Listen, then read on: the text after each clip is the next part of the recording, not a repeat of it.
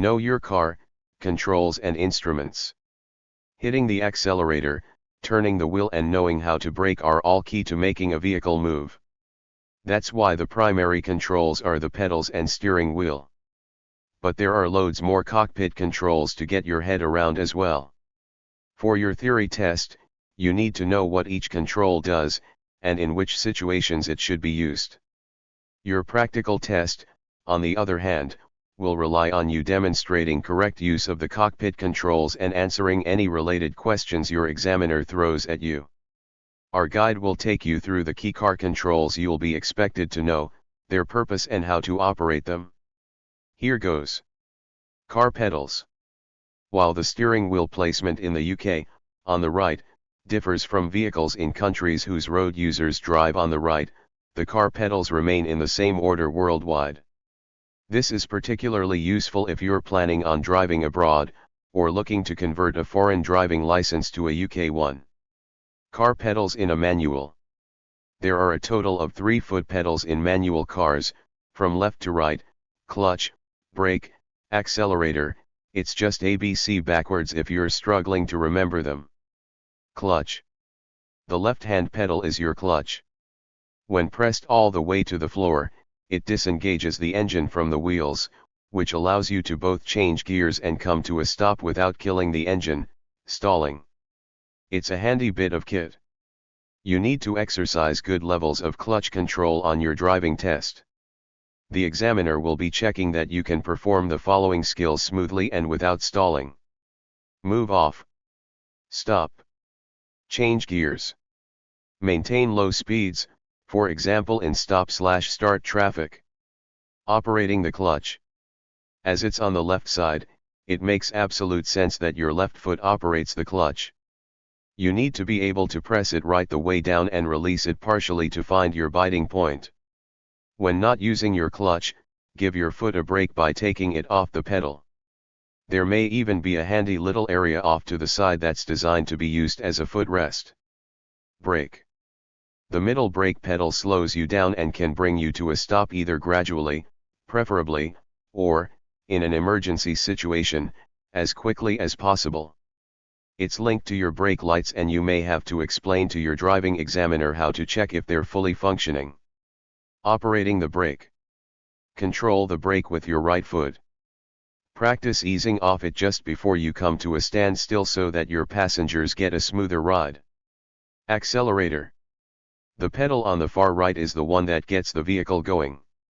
It's called the accelerator, and you can use it to move off, go faster, keep your speed constant or slow down. Operating the accelerator. To find your biting point, at which your car will start to move, apply gentle pressure to the accelerator with your right foot as you release your clutch. Maintain a steady speed by keeping your foot still on the pedal, speed up by pressing down harder, and ease up on the accelerator to slow the car. When going uphill, you'll need to accelerate a bit harder to keep your speed. Car pedals in an automatic. Unlike in manual cars, automatic vehicles only have 2 pedals, the brake on the left and the accelerator on the right. The point of an automatic is that it moves through the gears on its own, one less thing to think about. Operating pedals in an automatic. With 2 pedals and 2 feet, we're confident you can work out which one goes where. But you'll still need to practice your timings, when to start braking, for instance, so that you can drive safely and save yourself some fuel. Learn more about automatic cars and how to decide whether learning in one is the right choice for you. Steering wheel. The big round thing right in front of the driver's seat that turns your wheels to alter your direction? Yes, that steering wheel. You're probably well versed in how to run left and right, but it's also important to know how to tell if your power steering is working. Operating the steering wheel. There are good techniques and less good techniques for steering, but the general rules are to hold the wheel in a comfortable position, remember that anti-clockwise turns you left and clockwise right, and always maintain good control of the vehicle. Will you fail your driving test if you cross your hands on the wheel? Find out here. Ancillary controls.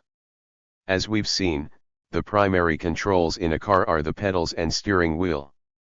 Everything else is secondary or ancillary and provides important support to those most crucial functions. Ancillary controls are found within the cockpit, so that they are easily accessible as you drive.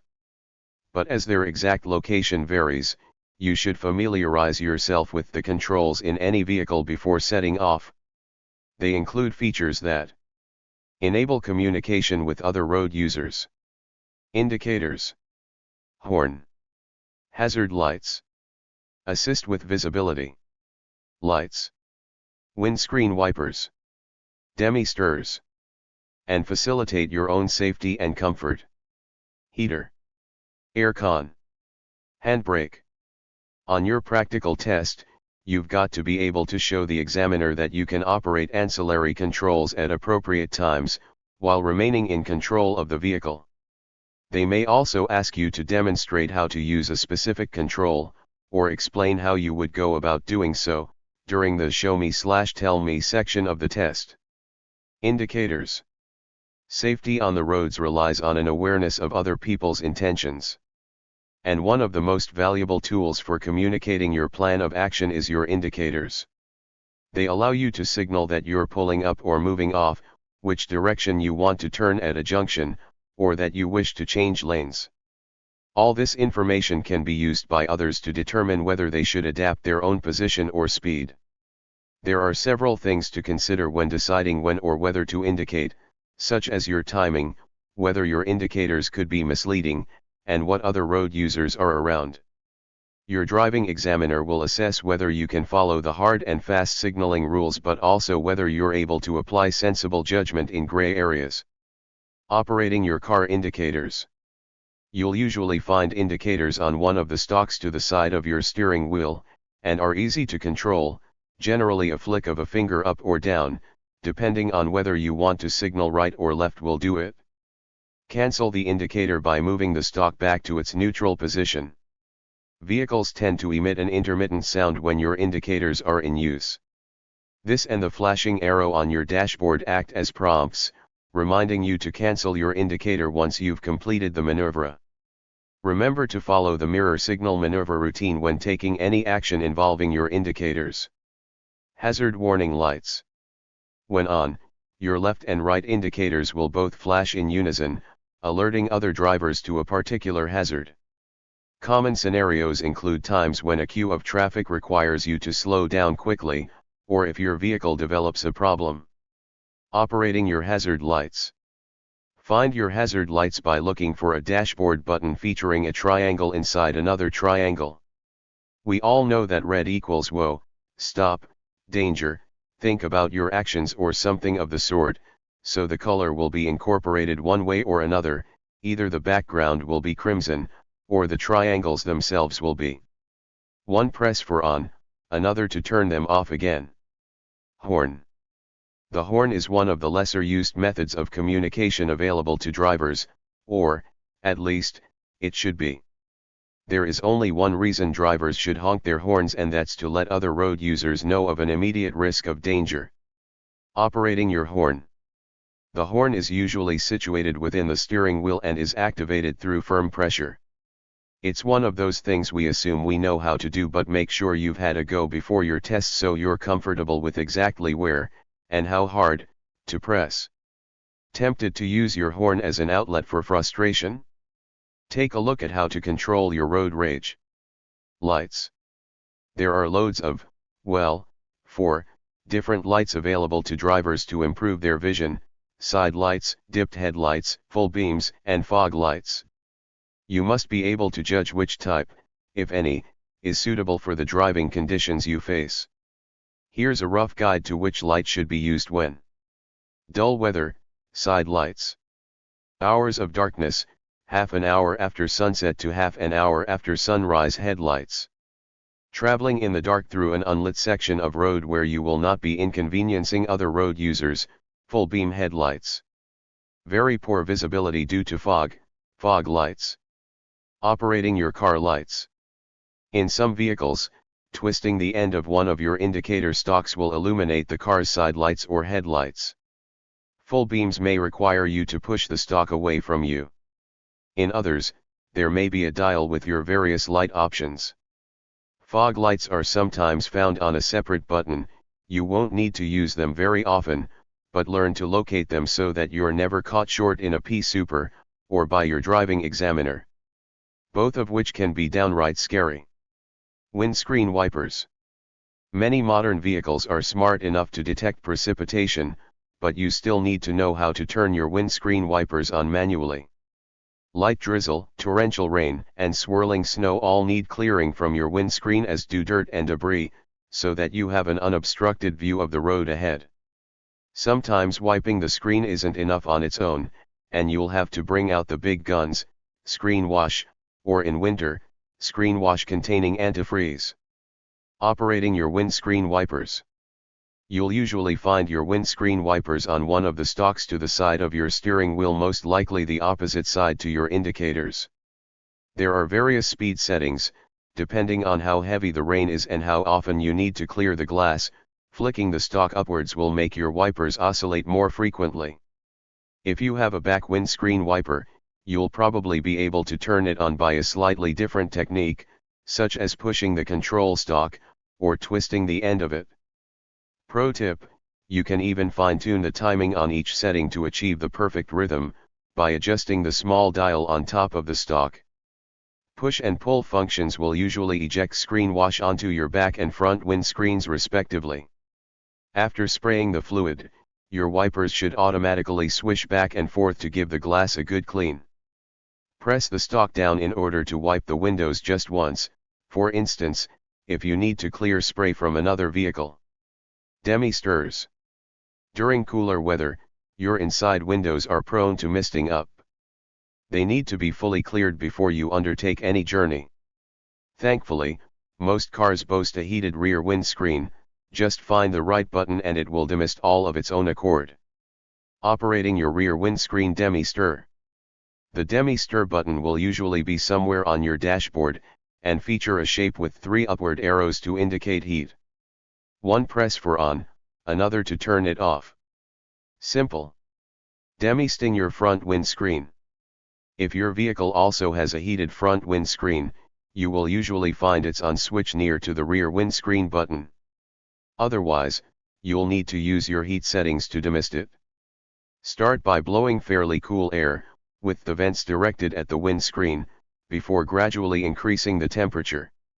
This will demist the glass faster than going all out on the heat straight away.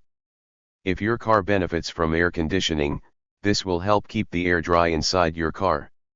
Stick it on at the same time as the heater to demist your windscreen more quickly. Alternatively, opening your windows will have a similar effect. Heating and air conditioning. Operating your heat settings. You can choose which vents your heat or aircon comes out of. Set the dial in between 2 symbols to take advantage of more options, and manually open, close or redirect vents as required.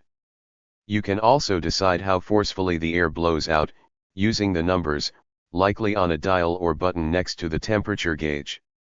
It's usually sensible to keep a constant supply of fresh outside air filtering into the car. But if you come across a particularly polluted patch, you may choose to circulate the air already inside the vehicle. You'll find the buttons for these options beneath or very close to your heating settings. Most modern cars also feature aircon. If your car has it, it'll be activated by pressing the button marked AC. Handbrake. Your foot brake isn't the only means of keeping your vehicle stationary. For longer periods of time, such as when you are stopped at traffic lights, your handbrake is perfect for giving your feet a rest. Pop the gear stick into neutral so you don't stall, and keeping your vehicle still without wearing out your clutch, or blinding the person behind with your brake lights. The handbrake is also effective at helping you achieve the perfect hill start, because your feet are free to balance the clutch and accelerator. Operating your handbrake. In older vehicles, the handbrake is a lever, situated to the left-hand side of the driver. Press the button in, it's right on the top, and pull the lever upwards to activate the brake. Make sure it's pulled up far enough to hold the vehicle, but not so far that it's overstretched, which can result in it loosening over time. To release, Simply push in the button at the top of the lever again, and push it all the way down. Driving with the handbrake partially engaged is possible, but it'll damage your vehicle, so look out for a red exclamation mark within a triangle lit up on your dashboard, which tells you it's not fully released. Some newer vehicles feature a handbrake button rather than a lever. FAQs. Are there other ancillary controls? We've covered most of the ancillary controls you'll need to know for your practical, but of course there are a few others. Make sure you know how to adjust your mirrors, open and close your windows, interpret the warning symbols on your dashboard. Some vehicles have more bells and whistles you'll need to learn, luxuries like heated seats or climate control. These are unlikely to be tested by your driving examiner, but it's important to get to grips with them for your own safety and comfort. Take a look through the vehicle handbook if there are any buttons, dials or settings you don't recognize. How can I operate my car ancillary controls safely? Changing any of your ancillary controls requires you to take a hand off the steering wheel, and glance away from the road ahead.